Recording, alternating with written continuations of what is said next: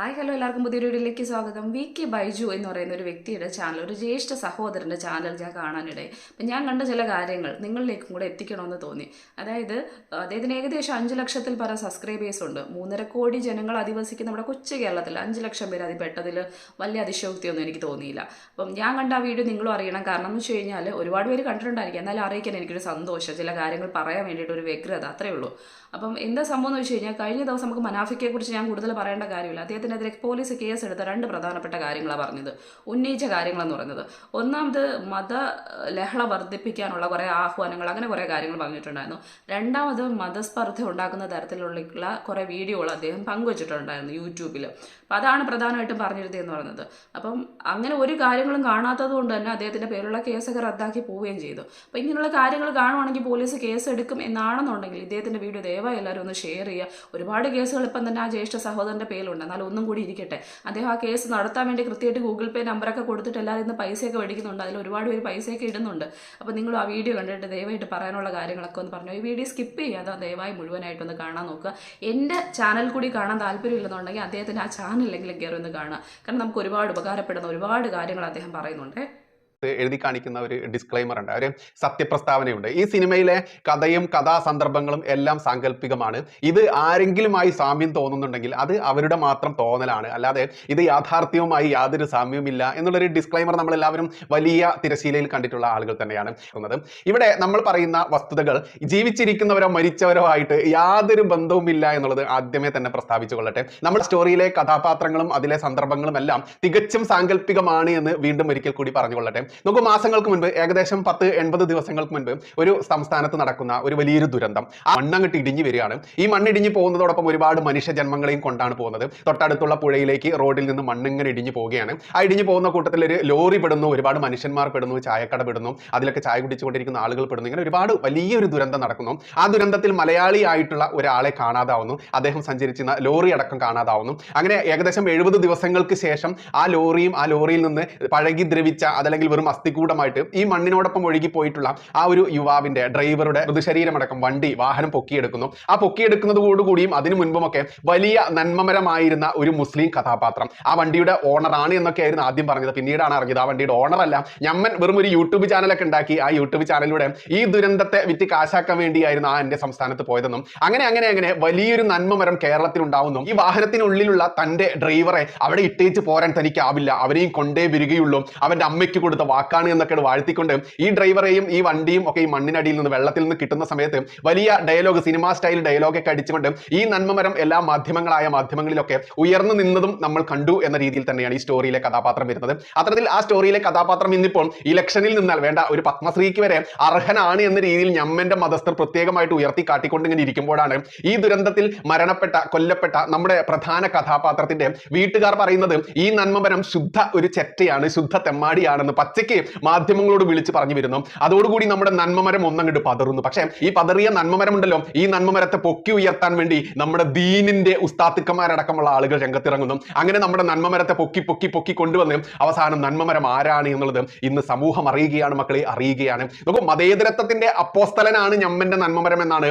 ഞമ്മന്റെ ഷുഡുക്കളൊക്കെ വാഴ്ത്തുന്നത്. ഇവിടെ ഹിന്ദു മുസ്ലിം ഐക്യം, അതിന്റെ പ്രധാനപ്പെട്ട കീ പോയിന്റ് ആണ് ഞമ്മന്റെ നന്മമരം എന്ന് പറയുന്നു. ഈ നമ്മന്റെ നന്മമരത്തിന് ഏത് പേരിട്ടും പ്രേക്ഷകർക്ക് വിളിക്കാം. ഇവിടെ ഞാൻ ഒരു ദിവസം എനിക്ക് ഈ കഥയിലെ ഈ നന്മമരം ഉണ്ടല്ലോ, ഈ നന്മമരത്തെ കുറിച്ച് പുതിയ കുറച്ച് വാഴ്ത്തലുകൾ രേഖപ്പെടുത്തേണ്ടി വന്നു. ആ രേഖപ്പെടുത്തേണ്ടി വന്ന വാഴ്ത്തുക്കൾ ഇന്ന് യാഥാർത്ഥ്യമാണ് എന്ന് നമ്മുടെ ഹിന്ദു ഐക്യവേദിയുടെ സംസ്ഥാന പ്രസിഡന്റ് ആയിരുന്ന, ഇന്നിപ്പോൾ അവരല്ല സംസ്ഥാന പ്രസിഡന്റ്, ഇന്ന് RV ബാബു സാറാണ്, ശശികല ടീച്ചർ എന്ന് പറയുന്ന നമ്മുടെ പ്രിയപ്പെട്ട ടീച്ചർ. ഈ ബുക്കിലെ ചില വരികൾ കണ്ടപ്പോൾ നമ്മുടെ ഈ കഥയിലെ കഥാപാത്രത്തിന്റെ ആ വാഴ്ത്തുക്കൾ ഒന്നുകൂടി മേനിയോടുകൂടി എഴുതി ചേർക്കേണ്ടി വന്നു. അത് ഈ ഡ്രൈവർ ഉണ്ടല്ലോ, ഈ നന്മമരത്തിന്റെ ഡ്രൈവറുടെ വീട്ടിലേക്ക് ഒരു മൊല്ലാക്ക ഉസ്താത്തിനെയും കൊണ്ട് ഈ ചങ്ങാതി ഒരു തവണ പോയി എന്നുള്ളത് നമ്മുടെ ഈ കഥയിലുണ്ട്. ഈ കഥയിൽ പോയ സമയത്ത് ഈ മൊല്ലാക്ക ഈ ദുരന്തം പറ്റിയ ആ ഡ്രൈവറുടെ മകനെ തന്റെ കയ്യിലെടുത്തുകൊണ്ട് താരാട്ടിക്കൊണ്ട് ആ കുഞ്ഞിന്റെ ചെവിയിൽ എന്തൊക്കെ ഓതി കൊടുക്കുന്ന ദൃശ്യങ്ങളൊക്കെ നമ്മൾ ഈ സിനിമയിൽ ചിത്രീകരിക്കുന്നുണ്ട്. ഇതൊരു ഓതി കൊടുത്തത് ആ കുട്ടിയെ പോലും മതം മാറ്റാൻ വേണ്ടി ആയിരുന്നോ എന്ന് ഇന്ന് ആരെങ്കിലും സംശയിച്ചു കഴിഞ്ഞാൽ നമ്മുടെ സ്റ്റോറിയിൽ ചോദ്യമില്ല, ഉത്തരങ്ങളുമില്ല എന്നുള്ളതാണ് യാഥാർത്ഥ്യത്തിറങ്ങിയ ഇസ്ലാമിക ഭീകരന്മാരുടെ ജിഹാദിലെ ഒരു വലിയ ജിഹാദി ആണ് എന്ന്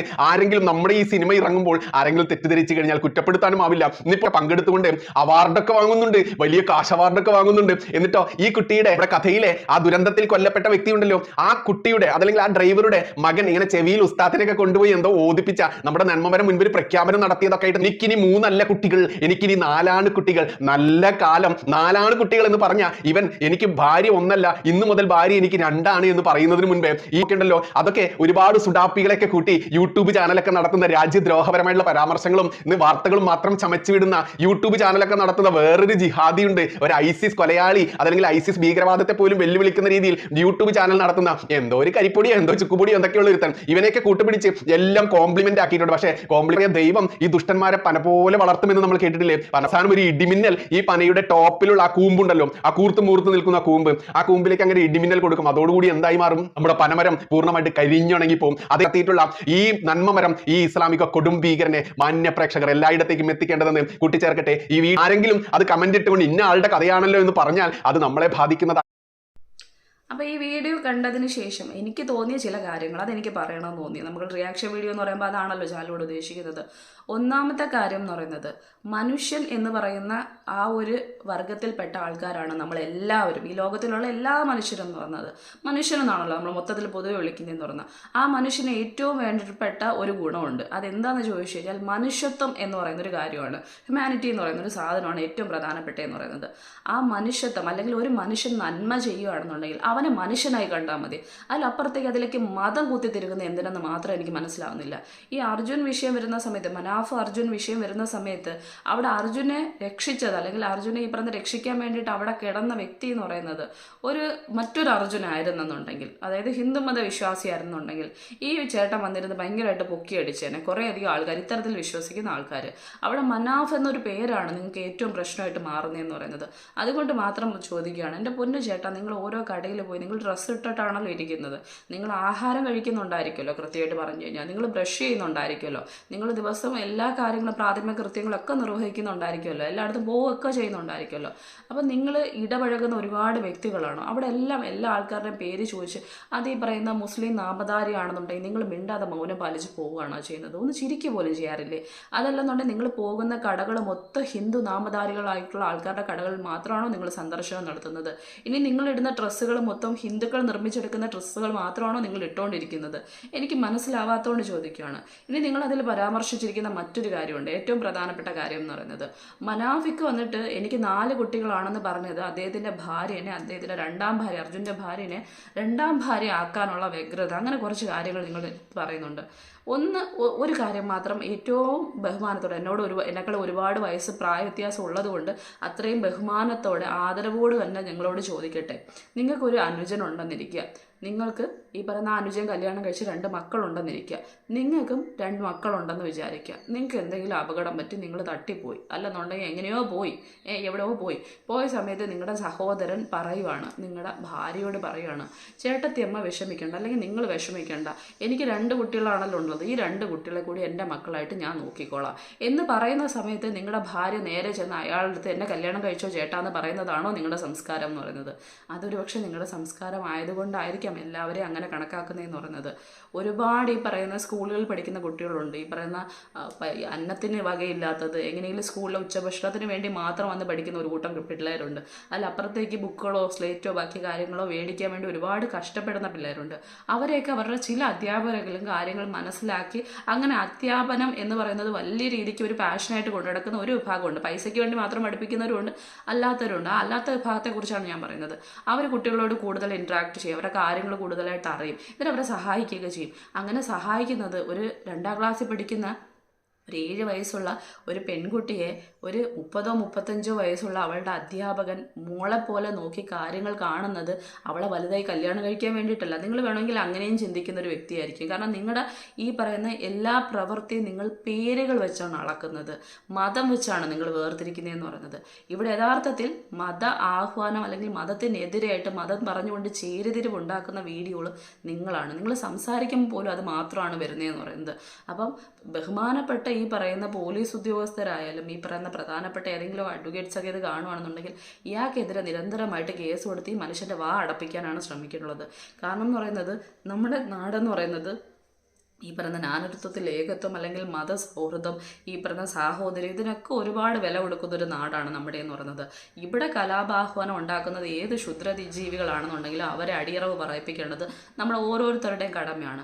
ഇവിടെ കുറേയധികം ഈ പറയുന്ന ഏതൊക്കെയോ ഇതുപോലത്തെ നികൃഷ്ട ജീവികൾ വന്നിട്ട് രണ്ട് പേര് വെച്ചിട്ടാണ്, ഒരു സുബ്രഹ്മണ്യനും ഒരു അബ്ദുള്ളയും എടുത്തു കഴിഞ്ഞാൽ സുബ്രഹ്മണ്യം എവിടെ ഇരുന്നോളൂ, അബ്ദുള്ള അപ്പുറത്തിരുന്നാൽ മതി എന്ന് പറഞ്ഞുകൊണ്ട് കുറേയധികം എന്തൊക്കെയോ ഒന്ന് നോക്കിയാൽ ഒന്ന് തൊട്ടാൽ അതിൻ്റെ പേരിൽ വരെ ഈ പറയുന്ന മതസ്പർദ്ധ ഉണ്ടാക്കുന്ന തരത്തിലുള്ള ഇതുപോലുള്ള വൃത്തികെട്ട വാക്കുകൾ വന്ന് പറഞ്ഞിട്ട് ഇങ്ങനെ ആൾക്കാർ തമ്മിൽ രണ്ട് ചേരിയിലാക്കിയിട്ട് അവരെന്തൊക്കെയോ നേടാൻ ശ്രമിക്കുന്നുണ്ട് കൃത്യമായിട്ട്. അവരുടെ മനസ്സ് എന്ന് പറയുന്നത് ശരിക്കും പറഞ്ഞാൽ ഭ്രാന്തമായിട്ടുള്ള മനസ്സെന്ന് തന്നെ പറയണം. അതല്ലെങ്കിൽ അഴുക്ക് ചാലെന്ന് തന്നെ കൃത്യമായിട്ട് നമ്മൾ പറയേണ്ടതുണ്ട്. ആ അഴുക്ക് ചാല് നിങ്ങളുടെ ഉള്ളിൽ തന്നെ വെക്കുക. ആ അഴുക്ക് ചാലിനെ ഒരിക്കലും തുറന്നു വിട്ട് നമ്മുടെ ഇടയിലേക്ക് ഒഴുക്കാൻ ശ്രമിക്കേണ്ട കാര്യമില്ല. കാരണം ഇവിടെ കേരളീയരായിട്ടുള്ള ആൾക്കാർ, മലയാളികളായിട്ടുള്ള ആൾക്കാർ കുറച്ചൊക്കെ വിദ്യാഭ്യാസം ഉള്ളതിൻ്റെ പേരിലും ലോകം കണ്ടതിൻ്റെ പേരിലും അറിവുള്ളവരാണെന്ന് വിശ്വസിക്കുന്ന ഒരു വ്യക്തിയാണ് ഞാനെന്ന് പറയുന്നത്. ഞങ്ങളെപ്പോലുള്ള ആൾക്കാരൊക്കെ ഈ പറയുന്ന സ്കൂളിൽ പോകുന്ന സമയത്ത് തൊട്ടടുത്തിരിക്കുന്ന ആൾ തലയിൽ തുണി ഇട്ടിട്ടുണ്ടോ അല്ലെങ്കിൽ കഴുത്തിൽ കൊന്തയുണ്ടോ എന്ന് നോക്കിയിട്ടല്ല ഞങ്ങൾ സൗഹൃദം കൂടുന്നത്. ആ സൗഹൃദത്തിൽ ഞങ്ങൾ മതത്തെയും തിരികെ കയറ്റാറില്ല. ഞങ്ങൾ ഈ പറയുന്ന ഞങ്ങളുടെ വീട്ടിലുള്ള സാഹോദര്യമുള്ള അല്ലെങ്കിൽ ഞങ്ങളുടെ രക്തബന്ധത്തിൽ പിറന്ന സഹോദരങ്ങളെ സ്നേഹിക്കുന്നത് എപ്രകാരമാണോ അതേ രീതിക്ക് തന്നെയാണ് സ്നേഹിച്ചു കഴിഞ്ഞാൽ സ്നേഹിക്കുന്നതെന്ന് പറയുന്നത്. ഈ നിങ്ങൾ പറയുന്ന രീതിക്ക് വെച്ച് നോക്കുന്ന സമയത്ത് നിങ്ങളുടെ രീതി എനിക്ക് തോന്നുന്നു ഇങ്ങനെയാണെന്നുണ്ടെങ്കിൽ നിങ്ങൾ ഒരുപക്ഷെ സ്കൂളിൽ പഠിച്ച സമയത്ത് ഒരുപക്ഷെ ഈ പറയുന്ന അബ്ദുള്ള എന്ന് പറയുന്ന പേരുള്ള ഒരു വ്യക്തിയെ നിങ്ങൾ അടുത്ത് പോലും ഇരുത്തി കാണത്തില്ല. ഇനി സ്കൂളിൽ പഠിപ്പിക്കാൻ വന്ന അധ്യാപകരുടെ പേരടക്കം നിങ്ങൾ കുഞ്ഞിലേ തൊട്ട് നോട്ട് ചെയ്തിട്ട് അങ്ങനെയുള്ള അധ്യാപകർ അല്ലെങ്കിൽ മറ്റൊരു മതത്തിൽപ്പെട്ട അധ്യാപകൻ എന്നെ പഠിപ്പിക്കുകയേ വേണ്ട, അവർ പറയുന്നതെല്ലാം വേറെ എന്തൊക്കെയാണെന്ന് പറഞ്ഞുകൊണ്ട് നിങ്ങൾ ക്ലാസ് വിട്ട് ഇറങ്ങിപ്പോയവനാണോ? നിങ്ങൾ ഇത്രയും സംസാരിക്കാനുള്ള കുറച്ചെങ്കിലും എന്തൊക്കെയോ വിവരം അവിടെ ഇവിടെ നിന്നൊക്കെ വരുന്നുണ്ട്. അത്രയെങ്കിലും വിവരം വന്നിട്ടുണ്ടെങ്കിൽ അതിന് കൃത്യമായിട്ടൊരു അധ്യാപക സമൂഹം നിങ്ങളുടെ ഇടയിൽ വർദ്ധിച്ചിട്ടുണ്ടാവത്തില്ലേ?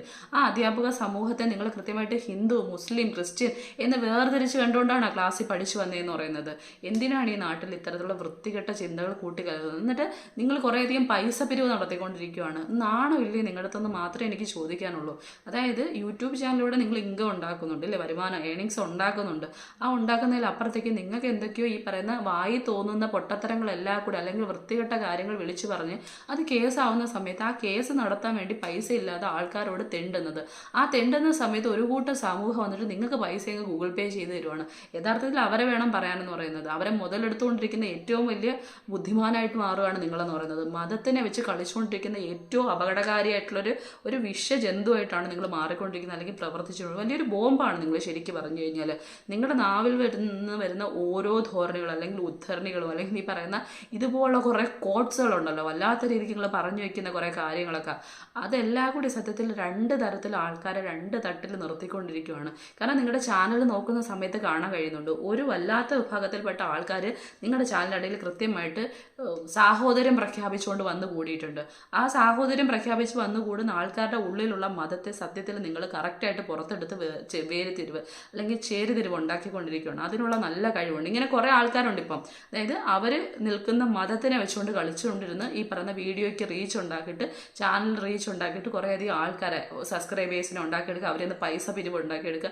ഇങ്ങനെ കുറേ ബുദ്ധിമാന്മാർ ഇറങ്ങിയിട്ടുണ്ട്, സത്യം പറഞ്ഞാൽ ബുദ്ധിമതികളും ഇറങ്ങിയിട്ടുണ്ട്. അപ്പം ഇങ്ങനെയുള്ള പൊട്ടന്മാരുടെ ഇതിലേക്ക് ചെന്ന് വീഴുന്നവരെ വേണം സത്യത്തിൽ പറയാനെന്ന് പറയുന്നത്. ദയവായി ഈ വീഡിയോ, എൻ്റെ വീഡിയോ അല്ല അദ്ദേഹത്തിൻ്റെ വീഡിയോ നിരന്തരമായിട്ട് ഈ പറയുന്ന ഷെയർ ചെയ്തുകൊണ്ടിരിക്കുക. കാരണം കേസ് വന്ന് പൊല്ലാപ്പായിട്ടെങ്കിലും ഇങ്ങനെ വായടപ്പിക്കാൻ വേണ്ടിയിട്ടാണ്. കാരണം അത്രയും വലിയ വിഷമാണ് നിങ്ങളുടെ വായിൽ നിന്ന് തുപ്പിക്കൊണ്ടിരിക്കുന്നതെന്ന് പറയുന്നത്.